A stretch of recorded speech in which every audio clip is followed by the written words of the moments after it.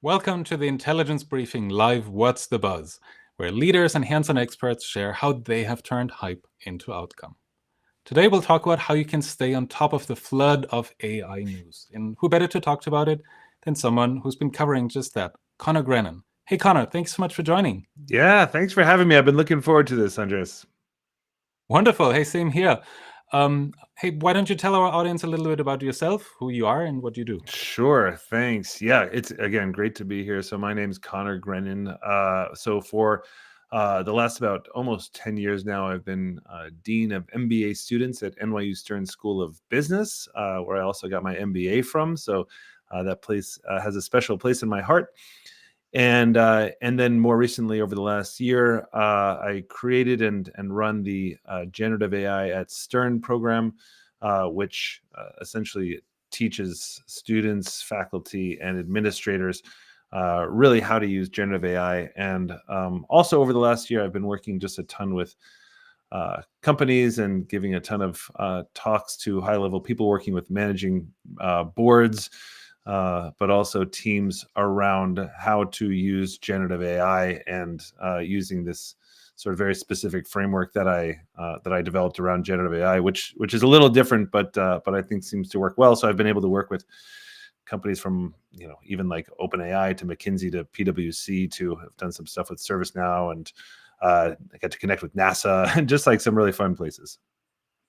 Cool, that's wonderful. And I've been following your content for a while, and it's amazing to see the following you're building and how timely your comments and perspective are, and how on point they are to things happening in the industry. And I saw you launched a podcast a couple of weeks ago. Maybe if you want to say a few words about that as well, because I think that's a great segue then also why I wanted to bring you on the show and talk about how can you stay on top of it. Yeah, thanks. Yeah, so I mean, anywhere you can get the information out is fun, right? So Jaden Schaefer and I have the AI Applied podcast. Jaden has a few podcasts on this. He's huge in the podcasting space. And we really talk probably maybe 3 times a week or so, just about what the latest news is and how we break it down, especially how you apply it to your job. Because I think that generative AI is huge and it's amazing, but you have to sort of see how it's applicable, because Andres, you talk about this a lot, just the fact that just knowing it, you can feel really overwhelmed. And so what do you actually need to know? And then how do you actually apply it to your work? So that, and, I'm doing some stuff on YouTube as well. And obviously I'm on LinkedIn a lot, as you are. So you and I sort of track along, and there's so much out there to share with the audience, I think. Wonderful. So I'm really looking forward to our audience, to our session today and everything that we'll cover. Now, for those of you in the audience, if you're just joining the stream, drop a comment in the chat where you're joining us from, because I'm always curious to see how global our audience is. And I can't believe from, what faraway places you're tuning in to watch the show. And also, don't forget to subscribe to my newsletter, The AI Memo, under intelligence-briefing.com/newsletter. You can stay how you can successfully run AI projects in your business. Now, with that out of the way, Conor, should we play a little game to kick things off? Yeah, let's do it. Yeah. All right, awesome. So let's see. This one's called In Your Own Words. And when I hit the buzzer, the wheels will start spinning. And okay. I'd like you to answer with the first thing that comes to mind and why, in your own words. To make it a little more interesting, you'll only have 60 seconds for your answer. And for those of you watching us live, also drop your answer in the chat and why. I'm really curious. Now, are you ready for What's the Buzz? Yeah, let's do it. Okay, here we go. If AI were a rock band, who would it be? 60-second clock, go. So okay, so maybe this is recency bias, but I just over the weekend saw U2 at the Sphere in Las Vegas, which, as you know, has a ton of generative AI art kind of coming in the back. And it made me think, U2 is in their 60s right now, basically the band. And they have been all things to all people. Like they've been like sort of like a hard, rock. They've been a revolutionary band. They've been, let's change the world. Then they were just like, now let's just go into pop and Achtung Baby. They've been everything. And I feel like generative AI is that. What we don't know about generative AI and what we don't say enough is that it's all things to all people. And I mean that almost literally. So in much the same way that U2 is almost all things to across 40 years of its band's life, I think generative AI can also be anything, no matter your age or where you are in life. That's generative AI. Wonderful and right on time. Thank you so much. That's great. So looking at the chat here, right? Others are saying Daft Punk, for example, or The Who. Oh, that would have been good too. Great examples. Those are too, good right? examples. Hang on, where is it? The blue one here, right? That's Daft Punk. So definitely hitting my genre there as well. Now to transition a bit more to the code we've prepped and we wanted to cover today. And by the way, for you in the audience, if you have any questions, please put them in the chat as well, and we'll take a look in a couple of minutes. So now you mentioned, right, one of your titles at NYU is Head of Generative AI, and I'm curious, what does that entail? And then more relevant to our audience here, do businesses need that type of role as well? This is such a good question. I was just talking about this the other day. So, yeah, look, I think that every university should definitely have a head of generative AI. And you know, at Stern, what we were looking to do, and I started that role about a year ago. And what I was really looking to do was think, look, we have to prepare our students for what's coming next, for this workforce that they're going to be entering, for the tools that they're going to be doing. But also, you know, faculty has tended to teach the same way for very good reason, because it's very successful for years and years and years. But even now with schools and things like that, you know, you can't teach the same way. You can't just assign a paper and hope that, you know, students go back and, you know, don't use generative AI. So we really have to think about new, you know, proxies for grading and things like that. That's in the university and academic setting. It's critical because it's really how we are grading and judging and everything like that. So students have to figure out a new way, in faculty. But what I spend a ton of time on now is how it's used in business. And part of that is just to sort of, we can educate our students. But a lot of that has transitioned into me working with a ton of companies and a ton of, you know, talks to heads of boards and keynotes and things like that, and teams around what would it look like to have somebody running this in their organization. And so for me, a head of generative AI or a head of AI, you know, there's a tech layer to it. Of course, you need to understand your tech stack and you need to understand what you can do. But really what generative AI is, I find it's much more of a learning sort of thing and a culture thing. So, so what I tell companies when I'm talking to them, and I talk to a lot, is just the fact that if I was to sort of set up a head of generative AI in some way, just in the same way we've set up a, you know, head of data, or the set of, you know, a CTO or something at different points over the last, let's say 30 years, head of generative AI to me should live in the kind of the HR and talent space. It should almost be a head of learning. And I know some CTOs will push back. Of course, we need the tech aspect of what as well. But because this is so unbelievably accessible to every single knowledge worker in your organization, and that is agnostic to industry, company, department, role, anything, this has to be a new way of doing this. And so when people say, well, what companies are doing it well?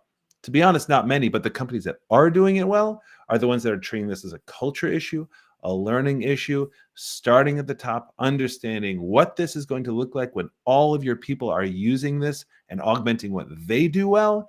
That's when it gets really, really powerful. And that's why I think of it more of as a like a talent play almost, because every department and every organization is going to use it differently. And if you're just treating it like tech, people think, well, I'm not that good at tech. It's not really tech. It's much more like, you know, you commute, even when OpenAI is putting out their prompting guides and things like that, it's much more like a guide to how you would be a good leader to a brilliant intern. And that's why I feel like it's much more of a learning thing than a tech thing, a head of AI role. That's awesome. That's a very interesting and unique perspective. I fully understand and fully agree with your perspective. It's a culture change and shift in many, many good ways, right? And we need to bring people along. We need to show them, what can this AI thing do for you? How do you use it appropriately? How does it work? How do you use it in a sense that it helps you accomplish your tasks? It's not there to replace you, right? These types of messages that we need to get across. And I remember a couple months ago, actually, we had a chief AI officer on the show who said to bring AI into your products, into your organization, the role directly to the CEO. Now, with what you're saying, I think that makes a lot of sense too, right? Bring the culture and the learning and development aspect into the organization. So love the contrast here. I'm sure it depends on the company, on the role, the types of products you're building, but definitely anchor it in the learning and Yeah, I think development so. And component. just to sort of like one other word on that, I think you're exactly right. I mean, I think it needs to roll up right to the CEO, because in order to get everybody on board with this, it is about training. It is in the same way if you say, oh, we have a culture of collaboration or something like that. That's much closer than we have a culture of using ServiceNow or using Salesforce or using Excel. Those aren't cultural things. I mean, when I'm talking about how people use generative AI, it's much more akin to exercise or something like that, rather than learning. There's not really a learning curve. And I get in some trouble for saying that, but there really isn't. If you know how to talk to a human, you know how to use generative AI well. The challenge, Andreas, as you know as well, is that the challenge isn't learning something. So with like Excel or French or calculus, you actually have to learn information. So you could be in a room of 800 and you'll have beginners and you'll have experts. This doesn't work that way. Right. The way it works is, if you can kind of get your brain around the fact that you have to talk to your laptop or your phone as if it was a human, that's very difficult for the brain, because the brain automates things, and to free up your prefrontal cortex, which is why if you've been traveling to work the same day every day for 20 years, you still make that left out of your driveway because your brain has automated it. So when your brain sees something like ChatGPT, it essentially sees Google. And so your neural pathways are like, I know what to do here. I'll sort of treat it like Google. I'll give a command and get a response back. When in fact, the real way to use it is, well, what do I do in my role? And what if I had sort of like, sort of basically like cloned my brain and give my brain everything it's needed to know in the world to do it. And you had this incredibly brilliant thought partner and that could strategize and help you do your work and help you make better decisions. That's what it is. But that requires a conversation. It's not asking a question. And most importantly, everybody's going to be using it differently, which is why when I work with companies, it's agnostic to industry. It's just, it doesn't matter what I know about your company. It matters what you know about your company and what your people do well. And that's the important part. So then building on that from there, with that opportunity, with that potential, how do you then upskill your workforce in more concrete steps, other than, or in addition to saying, hey, this is available to you, go try it out, right? And we've talked about guardrails before, and certainly there's some things that you should and you shouldn't do. But more operationally, how do you put that into practice to upskill your workforce? Yeah, no, I think you're saying it exactly right, because I even kind of come out and say, listen, I don't see this as a digital transformation even, which means it's much different from anything we've done in the past. So a digital transformation is, again, you implement some new, again, I'm kind of using ServiceNow and Salesforce or something as an example, but you implement a new system and you basically burn down the old software, and you give everybody training videos and give them all the help they need. And then you watch your workforce kind of digitally migrate over to this new thing. And some people will do it better, some people will do it worse. That's not what this is. It's not sort of like that kind of learning thing, because you really know who's going to be using it, who isn't going to. 𝗵𝗵𝘁'𝘀 and Ali Miller are fantastic follows on this front, who sort of go into this as well. And I think, and again, my co-pilot Jaden in the AI applied world talks about this as well a lot. Like, you have to understand what you need to do in your work to do this. So instead of sort of, just like when we think of upskilling, it's not really training videos. It's in the same way, like, well, how would you get somebody into shape, right? I mean, like, that's a sort of a series of, it's inspiring, it's understanding what good shape looks like, it's having the information. So the framework that I use, I have a whole training framework, but when I think about the sort of order of events, what I tend to do is I tend to first work at the top, right, with the management committee, whatever that looks like, and kind of the line managers, whatever that looks like. So like head of HR, head of sales, head of legal and learning and all that kind of stuff. And the reason is that if I work with a team first, everybody will get excited and I inspire them and I teach them this framework for how to look at AI in a brand new way and all that kind of stuff. But then they still get to choose who uses it and who doesn't. And that's great for the employee. That's great for the worker. And I encourage that. The challenge is it doesn't really impact the company's bottom line in the same kind of way, because you're not systematizing it. So why aren't you systematizing it? It's because at the top, the CEO and the C-suite and the board of directors and the line managers, whoever they are, haven't yet set new benchmarks. And so now what they have to do, so you have to teach them first and really show them what this framework looks like and what this will look like at scale if everybody's really using generative AI in their own personal way. And what that means, and this is how you really differentiate a company, is you say the new benchmarks for, let's just call it an 8-hour day, should be this and not this or something, right? It's changing sort of like what a workday looks like. So if everybody is going to be using this at scale, then this will automatically reduce their non-value add hours, for example, from, I don't know, let's say 3 to 1 or something like that. And even just right there, forget about all the strategic stuff, everything else. You're just gaining back time, even if you did nothing else. And I hear from salespeople all the time, like, we just want our time back. And I'm like, we can give you your time back. So you have to start at the top. And then once the sort of top understands what that upskilling looks like and what the result of it would be, then you upskill with the workforce by not just teaching them what it is, giving them a new way of looking at it, a brand new paradigm for it, not just here's 10 use cases, which doesn't work because everybody's use cases will be so radically different. It's like teaching use cases for like electricity. There's so many that you can't possibly, so you have to teach them how to look at it in a different kind of way. So then you have to inspire and you have to teach them and train them on how to use it. And then you have to look at hiring practices for your organization. That to me is the third step, because you're going to be hiring in a very different way and your organization will start to look differently. And the organizations that do that well will be going to a place where others can't follow. If you're just implementing a tool, that's a commodity. That's a commodity. Everybody will catch up. If you're implementing a whole new mindset and way of looking at it, you're going to a place where people can't really catch up.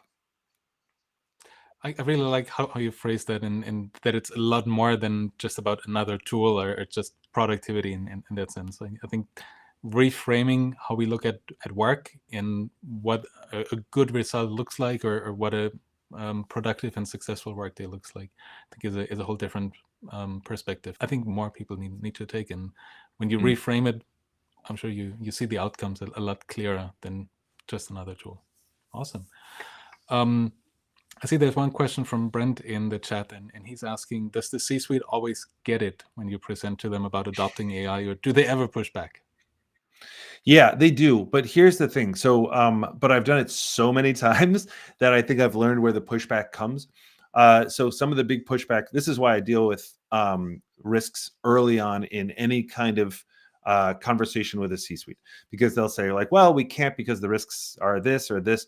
And a lot of companies have still just banned it outright. And we understand why, because we can't risk uploading proprietary data. So I actually go through what's actually happening when they upload proprietary data. Now, this is, of course, okay. First of all, don't upload proprietary data. Okay, I'm not advocating for that at all. But I am saying that there's differences, right? So if you're in a regulated industry, there's actually legal implications to uploading, obviously in healthcare, obviously if you're violating third-party agreements, things like that. Those are actually legal issues that you have to deal with any kind of guideline in your ethical and legal framework for your organization.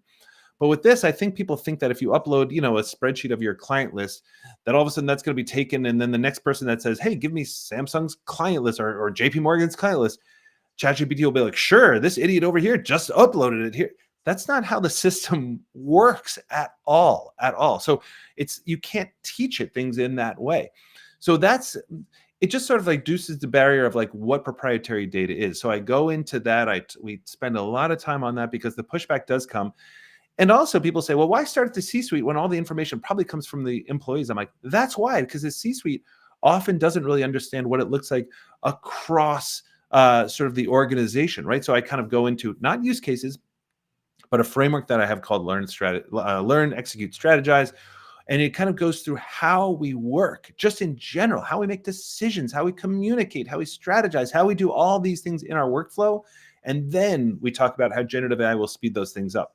So I haven't really had a lot of C-suite pushing back after I'm able to actually talk to them. In theory, they love pushing back. But then when you actually say like, well, let me talk about that. Let's talk about that. Let's talk about that. In the end, they're like, and then when you show them what it looks like at scale, like imagine doing this and speeding up your process like this. And I take them through a whole set of things. And now imagine everybody in your workforce being able to do that, because as you just saw, it required no new skills other than you have to be able to talk really like a human, not just talk to your phone or some other, but talk like a human.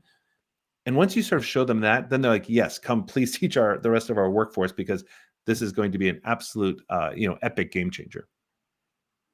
Wonderful. Thanks for sharing that. Now, when I talk to leaders, I see, there's also a good amount of confusion, because I think there's so much AI news in a given week, in a given day, and it's getting to the point where it's really hard to know what do I need, what's just nice to know, or what seems like it's important, but it's really not. So I think, first of all, if you're in the tech space and you're following tech news, I'm sure you've seen that in the audience as well. But then from a leader's point of view, where AI is not your only priority or not your only field of interest, how do you stay on top of that information and disseminate what's really important and what's just in there for one or two news cycles? Yeah, I mean, it's such a good question, right? So I'd say that, I mean, this was sort of the idea behind the AI Applied podcast with me and Jaden Schaefer, is that we want to sort of like show people like what they actually need to know versus, I mean, I read like 8 or 9 newsletters a day, and there's some phenomenal ones out there. Andres, you have one as well. It's like, these are the things that sort of tell you everything. But then the problem is the FOMO, right? The problem is like, well, should I do that or should I do that?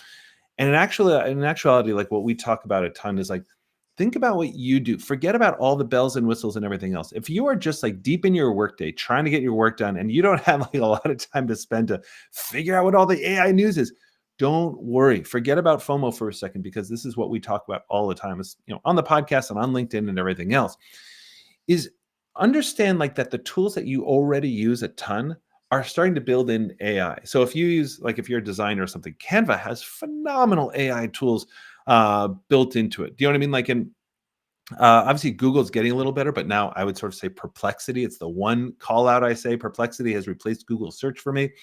ChatGPT has replaced kind of a lot of things for me.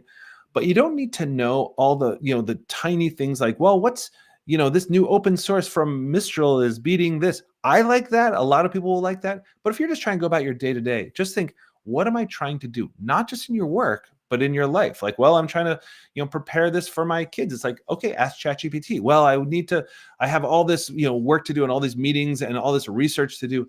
ChatGPT is phenomenal at that. Like, you can cut your research time down by 80%. And then you don't stop at just researching, then keep on going and stay in the flow of work. Then ask, well, now put this in the form of this, or put this in the table, or process this for me. The point being is that people don't need to know everything that's out there, because AI is starting to come to you.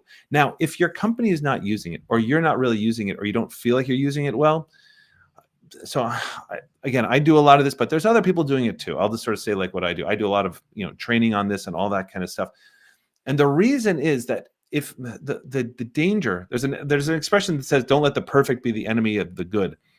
And in this case, I would almost reverse it. There's a challenge where I think a lot of people are using it, but they're using it at such a fractional way that it could be used. So if people start to realize like, oh, I can use this to write emails faster, I sort of think of it as like, if you gave one of the marathon runners like a really bad bike, yeah, that'd be great. And they'd be like, I don't need anything better than this, because I'm still winning the race and I'm outpacing everybody else here. But in fact, I also have like a Tour de France bike. And by the way, I also have a motorcycle. And by the way, I also have a car. And I also have a Ferrari. And none of them require any more skills to know how to do. You just have to start kind of working with them. So even if you are using it and you feel like, gosh, I think that there's much more I can be getting out of this, I don't know, I would seek out training. Like that's what I do a lot of, or just find somebody that you trust and, and go and find training from them. Now, in terms of strategies, so the filtering out basically what do I need to know for what I want to accomplish, are there any other strategies beyond that you recommend that you see are most effective?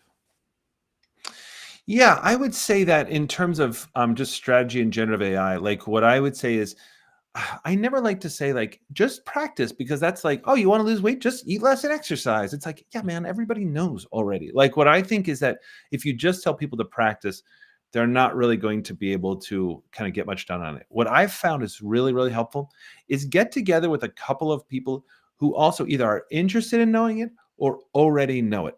And that will upskill you much, much faster, because what I do, like when I'm like running workshops and things like that, is I tend to put people together. It's a little trick that I learned totally by accident, but I learned it just because I found that when people are working together on this, they just get much more creative and they stay more creative. And then they treat ChatGPT as like an additional thought partner rather than just working one-on-one, which by the way, if you have the stamina, just get in there, people say, just like take whatever you're doing at work and just start throwing it into ChatGPT. That's a pretty good way of doing it. And just to sort of test the boundaries. Why are kids so good at this? Kids are so good at this. My son is phenomenal at it because he's not afraid to say, he's 14. He's not afraid to say, I wonder if ChatGPT can do this. I wonder if it can do this. If you can ask that question over and over again, I wonder if ChatGPT can do this, and you just put it in and then ask it again. Well, I wonder if it can do that. If it can do that, I wonder if it can do that.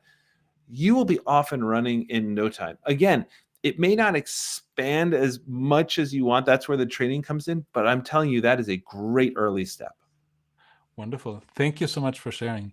Now, Conor, we're getting close to the end of the show, and I was wondering if you can summarize the 3 key takeaways for our audience today.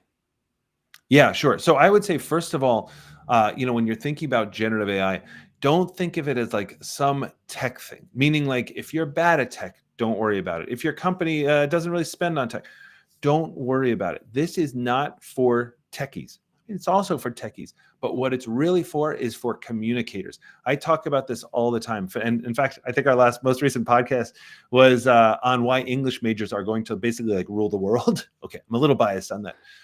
But if you are just a good communicator, if you sort of studied the humanities, if you are good at conversing with people, if you're good with relationships, you are going to be the ChatGPT expert. You don't need anything technical. So that's takeaway number 1. Takeaway number 2 is you have to get training on this, because if you don't, then you'll have 1 or 2 people in your office that are great at it. Their workday will go from 8 hours to 6 hours. They'll get the promotions, all that kind of stuff. But it doesn't really help the team around them, and it certainly doesn't help the company as a whole. So obviously, just please look into training and level everybody up together. It's going to be incredible for your company. And number 3, again, I don't like to say just practice, but what I do like to say is get together with other people, sort of like track the information, but don't get FOMO. Get support groups or whatever you need, but don't feel like you have to read every bit of information. It's not like learning French verbs here. Like, you just need to go into the tools that you're already using and trust that AI is probably being built into that, because every company I go into is going to do that. If it's a travel site, if it's a design site, anything like that, just go in there and see what AI tools they have. Get started there. You're not behind. We're okay, but you do have to start now. Wonderful.